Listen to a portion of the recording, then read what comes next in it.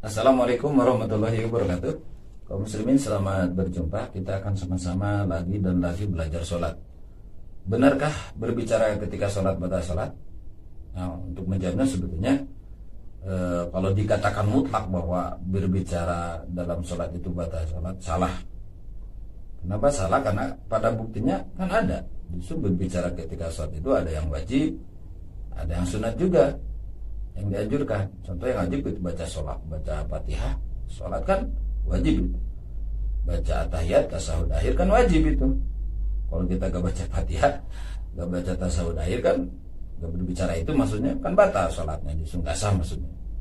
Nah, berarti bahkan ada juga yang sunnah yang dianjurkan, seperti bacaan sholat, tasbih, ketika ruku, sujud kan itu dianjurkan. Nah, yang dimaksud daripada batal sholat berbicara itu adalah dengan patokan-patokan tertentu. Satu, batal sholat itu berbicara dengan kalimah selain bacaan Al-Quran, selain bacaan dzikir, selain dzikir-dzikir sholat maksudnya. Nah, itu baru batal. Nah, bagaimana kalau ternyata bacaan sholat, dzikir sholat, Al-Quran itu tidak batal? Tapi itu pun kalau tidak melulu niat bertapahum kepada orang lain. Maksudnya gimana? Kalau ternyata bacaan Al-Quran dibaca itu ketika sholat, tapi melulu untuk bermaksud memberi tapahum kepada orang lain, walaupun Al-Quran dibacanya batal itu. Contoh kasus model gini. Ada seorang tua di dalam rumah lagi melaksanakan sholat. Ketika itu anaknya masuk ke dalam rumah. Anaknya bertanya, "Ibu, apakah makanan ini buat saya?" Nah, ibu itu ketika sedang sholat itu dalam hatinya ada inisiatif. Nih, kebetulan anak saya bertanya, saya baca surat Qaf aja, kata ibu tersebut. Bismillahirrahmanirrahim. Qaf. Jadi ibu tersebut membaca surat Qaf, tapi dalam hatinya melulu bermaksud memberi paham kepada anaknya untuk mempersilahkan mengambil makanan tersebut. Karena kata-kata Qaf dalam bahasa Sunda itu kan kata-kata singkat mempersilahkan. Maka ibu tersebut batal sholatnya. Kecuali niatnya bukan melulu niat tapahum, niatnya double, niat baca surat disunatkan dalam sholat, karena kebetulan umpama ibu tersebut tadi selesai baca Fatihah, dan niat dibarengi lagi dengan niat untuk memberi tapahum, memberi paham kepada anak tersebut, mempersiapkan. Kalau itu nggak batal. Yang batal itu membaca Al-Quran tapi dengan melulu niat bertapahum kepada orang lain saja. Nah, itu batal sholatnya. Nah, selanjutnya berbicara yang bagaimana lagi rinciannya yang bisa membatalkan sholat. Berbicara dengan satu huruf yang memberi paham, atau dua huruf walaupun tidak memberi paham dengan sengaja. Nah, paham? Nah, kita mafhum.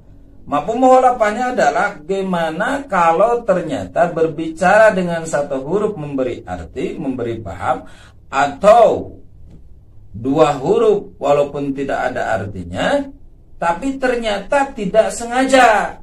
Nah, ini tidak batal. Contoh gini. Seseorang lagi sholat, di depannya ada seseorang lain, ternyata jatuh. Nah, orang yang sholat tersebut refleks mengatakan hush. Nah, kata-kata hush tersebut dilaksanakan dengan refleks, tidak sengaja, maka tidak batal. Tidak batal. Kenapa? Karena catatannya dua. Satu, kalimahnya emang sedikit. Kedua, emang ketidaksengaja. Nah, bagaimana ternyata kalimah yang keluar dari pembicaraan bibirnya itu banyak. Nah, kalau begitu walaupun tidak sengaja batal. Contoh kasus gini. Pernah ini kejadian, ada seorang ibu-ibu lagi sholat taraweh. Ketika dia sedang begini, melirik kepada temannya. Dia bertanya kepada temannya, "Gimana kamu kemarin? nggak sholat, nggak sholat taraweh. Itu kalimatnya panjang banget. Jadi itu kasusnya gitu. Dia bertanya kepada temannya yang ada di pinggir, kenapa kamu kemarin nggak sholat? Kenapa nggak sholat taraweh? Nah itu kalimatnya banyak.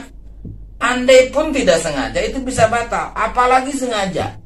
Jadi yang tidak batal itu kalimatnya sedikit dan tidak sengaja. Walaupun tidak sengaja, kalau kalimatnya banyak ya batal. Pada kasus orang tersebut dia bertanya banyak, walaupun kelupaan, dia tidak ingat bahwa sedang sholat, ya itu tetap batal.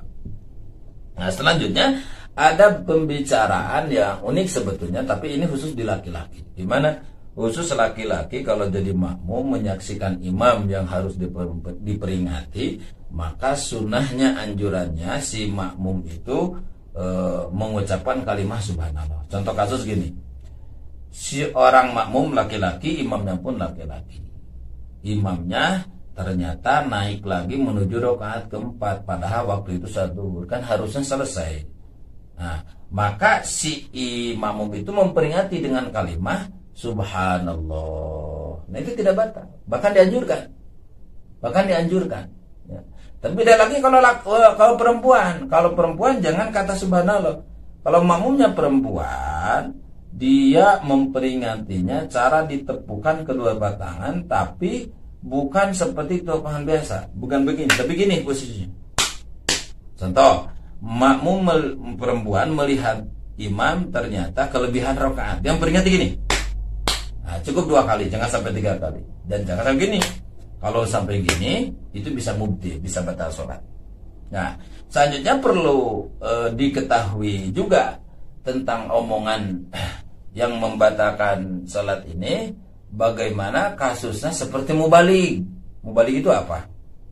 Yang dinamakan mubalik itu seseorang untuk menolong makmum yang lain, maka dia suaranya dikeraskan berbarengan mengiringi imam, itu namanya mubalik. Contoh, kata imam Allahu Akbar, mubalik sama mengatakan itu lebih keras untuk menolong orang-orang yang di belakangnya. Boleh kejadian yang di Masjidil Haram, itu hukumnya gimana? Itu hukumnya sunnah, dengan catatan sunnah andai makmum yang lain tidak akan kedengaran oleh imam langsung, maka sunnah ada mubalik untuk menolong. Tapi hati-hati, mubalik tersebut jangan berniat memberi paham, jangan niat memperingati makmum, jangan.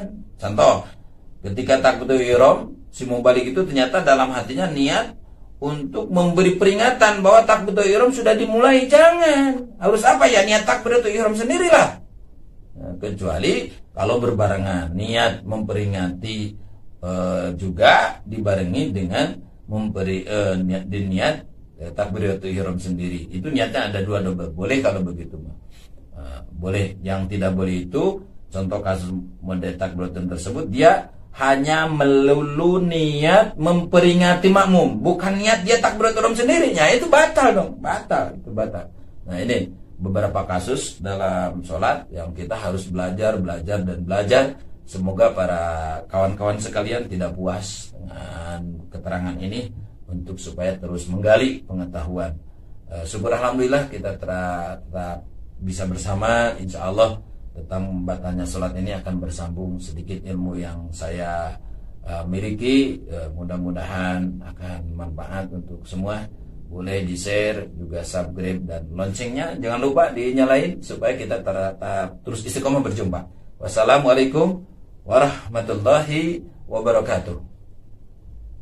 Muslimin, kawan-kawan sekalian, maaf saya kebetulan mengambil video dengan membawa tongkat ini. Ini tongkat mengandung sejarah yang sangat lumayan penting buat saya. Dulu saya pernah mengisi pengajian di sebuah tempat, ternyata ada jemaah yang sangat berbaik hati. Dia memberi tongkat ini. Ini asli dari hutan di kawasan Garut, hutan belantara.